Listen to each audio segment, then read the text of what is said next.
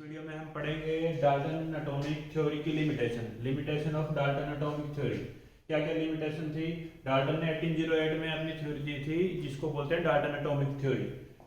पूरी 19वीं century Dalton का एक छत्रराज रहा केमिस्ट्री पे, जिसने स्ट्रक्चर ऑफ एटम की बात की, अपनी थ्योरी दी डाल्टन एटॉमिक थ्योरी।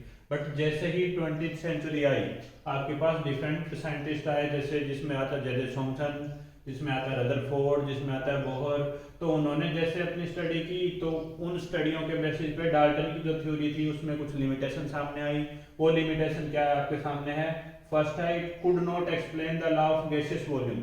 जो फर्स्ट वीडियो में हमने पढ़ा था लॉ ऑफ केमिकल कॉम्बिनेशन, उसमें आपके पास फर्स्ट फोर जो है वो बाय मास पे आते थे। फर्स्ट फोर जो थे वो किस पे आते थे? बाय मास पे। और जो लास्ट था वो था क्या?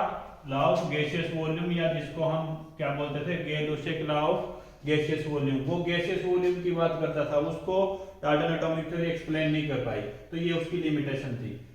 बाय मास पे आपके पास कंजर्वेशन ऑफ मास था, आपके पास कांस्टेंट कंपोजिशन वाला था, आपके पास constant composition, fix proportion, definite proportion, फिर आपके पास मल्टीपल प्रोपोर्शन था, फिर आपके पास रेसिप्रोकल प्रोपोर्शन था। वो सारे मास के बेसिस पे थे, डाल्टन ने अच्छे से एक्सप्लेन कर दिए।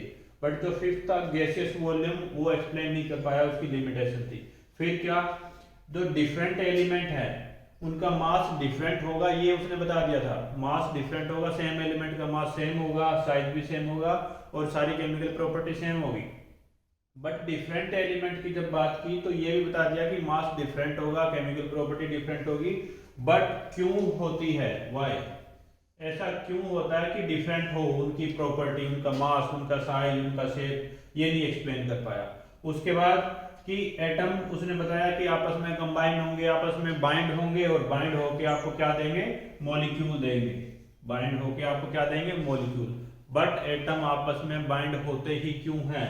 क्यों वो कंबाइन होके मॉलिक्यूल देते हैं? ये नहीं एक्सप्लेन कर पाया।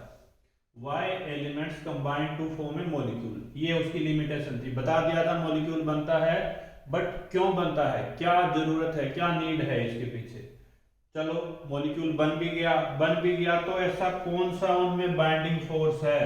ऐसा उनके अंदर बाइंडिंग फोर्स, क्या टेंडेंसी है कि वो मॉलिक्यूल बनने के बाद बाइंड होके ही रहेंगे? कौन कौन से फोर्स है? उन फोर्स का नेचर क्या है जो एटम को बाइंड होके आपको मॉलिक्यूल बनाती है? तो ये चार लिमिटेशन थी डाल्टन एटॉमिक थ्योरी की, जो एक्सप्लेन नहीं कर पाया। तो हमारे को कुछ ना कुछ मॉडिफिकेशन चाहिए। तो नई आपके पास जो थ्योरी आई उसको बोलते हैं मॉडिफाइड डाल्टन एटॉमिक थ्योरी या modern atomic theory. Modified Dalton atomic theory या मॉडर्न एटॉमिक थ्योरी।